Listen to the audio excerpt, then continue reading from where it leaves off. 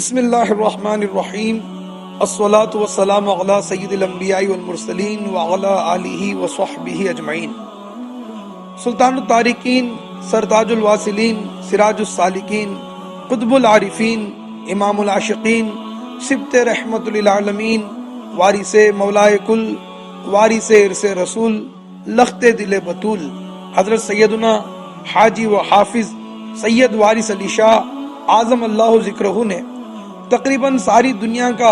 پیدل سفر فرمایا۔ آپ مدینہ منورہ سے ملک شام تشریف لے گئے اور پھر وہاں سے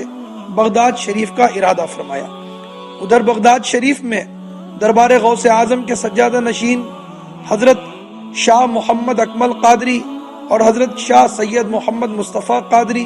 جو شہزادگان غوث اعظم بھی ہیں، ان دونوں بزرگوں کو سرکار وارث پاک اعظم اللہ ذکرہ کے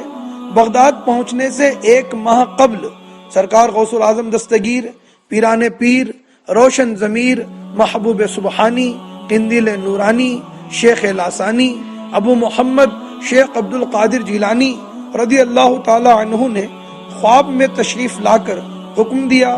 کہ ہمارے ایک فرزند ہندوستان کے رہنے والے عرب سے آتے ہیں، انہوں نے تمام عمر کوئی سلا ہوا کپڑا نہیں پہنا، احرام باندھتے ہیں، ان کے لیے 2-3 احرام تیار رکھو۔ جس وقت سرکار وارث پاک اعظم اللہ ذکرہ بغداد شریف پہنچے تو آپ کی یہ عادت مبارکہ تھی کہ آپ دن میں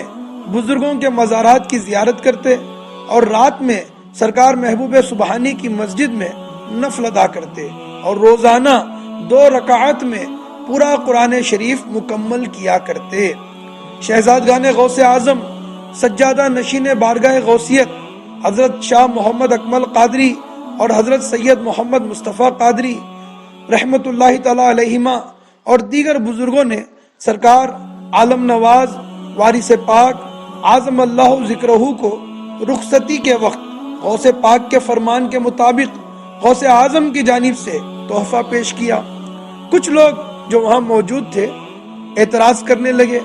اور کہنے لگے، سب کو عمامہ یا خرقہ ملتا ہے، یہ نئی بات کیسی کہ ان کو احرام دیا گیا؟ تو ان دونوں بزرگوں نے، شہزادگان غوث اعظم نے ان کو جواب دیتے ہوئے ارشاد فرمایا، اور لوگوں کو جو عمامہ یا خرقہ دیا جاتا ہے وہ ہم اپنی جانب سے دیتے ہیں، مگر ان کو ہم نے اپنی طرف سے نہیں بلکہ سرکار غوث اعظم نے اپنی طرف سے دیا ہے۔ فرمان غوثیت یہی تھا جس پر عمل کیا گیا۔ پھر جب سرکار وارث پاک عالم نواز اعظم اللہ ذکرہ وہاں سے تشریف لے جانے لگے تو حضرت محمد شاہ اکمل آفندی قادری شہزادہ غوث اعظم نے عرض کی، حضور آپ کے یہاں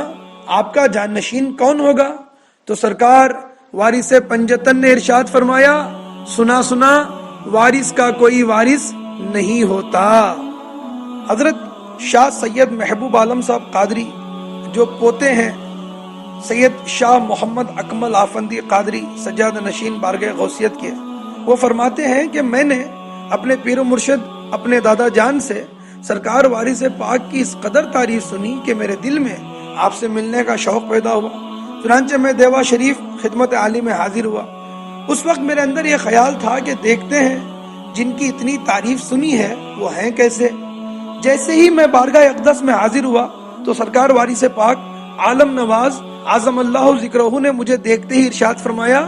سنا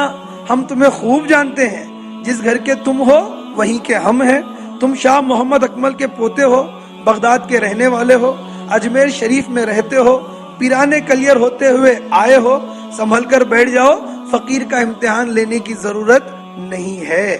شہزادہ غوث اعظم سید محبوب عالم شاہ قادری علیہ رحمہ فرماتے ہیں کہ سرکار وارث پاک نے میری پشت پر اپنا دست مبارک مارا تو اس وقت جو میری قلبی کیفیت تھی، جو دل کی حالت تھی، وہ لفظوں میں بیان نہیں ہو سکتی۔ نہ کیوں تجھ پہ ہو جاؤں قربان وارث، میری جان تو ہی ہے میری جان وارث، تو ہی آئینہ ہے خدا و نبی کا، یہی ہے میرا دین و ایمان وارث، ولایت بھی گھر کی امامت بھی گھر کی ہے حسنی حسینی تیری شان وارث، تیرا آستاں کعبہ عاشقاں ہے، تیرا مصحف رخ ہے قرآن وارث، تو ہے پنجتن پاک کی ایک نشانی، تیری شان ہے مظہر شان وارث، قیامت کے دن تیرا دامن نہ چھوٹے، قیامت کے دن تیرا دامن نہ چھوٹے، یہی ہے میرے دل میں ارمان وارث، دم نزا کیا خوف محبوب مجھ کو، میرے ہوں گے اس دم نگہبان وارث۔